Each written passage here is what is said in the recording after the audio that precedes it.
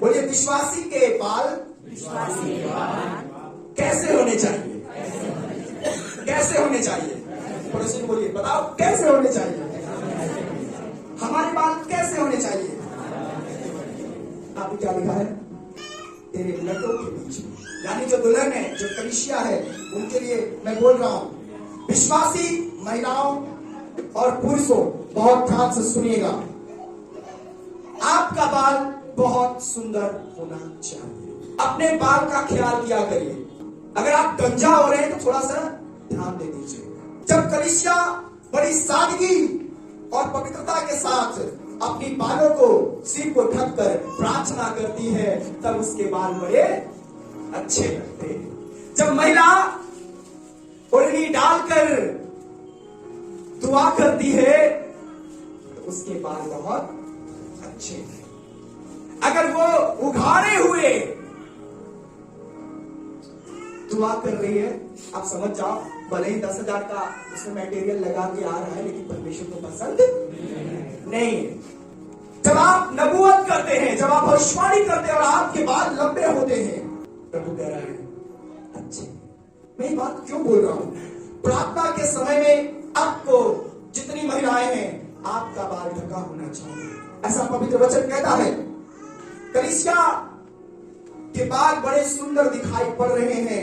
वचन में लिखा है, पहला कुरिन्थियों उसके 1 अध्याय वचन 6 से 15, तीतुस उसके 2 अध्याय वचन 14, पहला पतरस उसके 2 अध्याय वचन 5 से 9, मत्ती उसका 10 अध्याय वचन 30।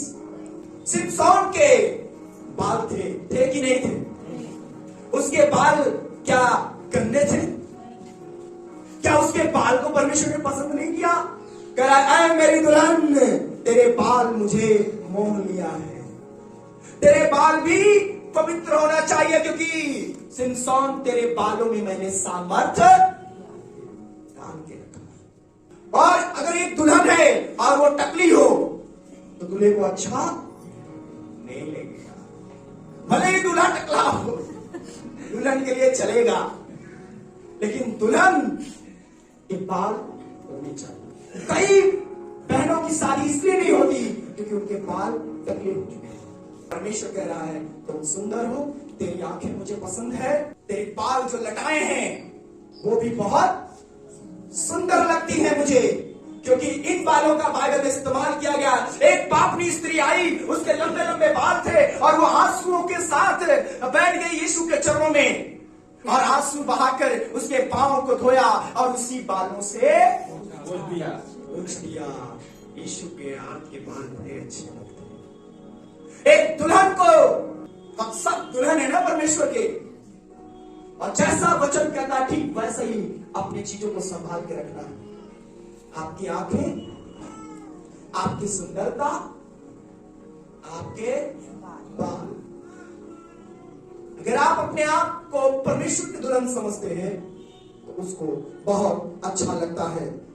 सुंदर बालों के बीच में प्रार्थना करते समय विश्वासी की सुंदरता बढ़ जाती है। इन्हीं सुंदर बालों से प्रभु के पांव पोंछे गए थे। आपके पास ये सुंदरता होनी चाहिए क्योंकि आप उसकी दुल्हन हैं। आपका सिर पवित्र होना चाहिए।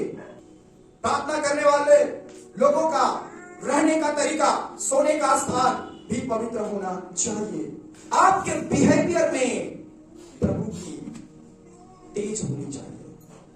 हम सो करके युद्ध में जाएंगे, हम निश्चय हार जाएंगे। सो करके उठे और एग्जाम देने जाए, आप निश्चय हार जाएंगे।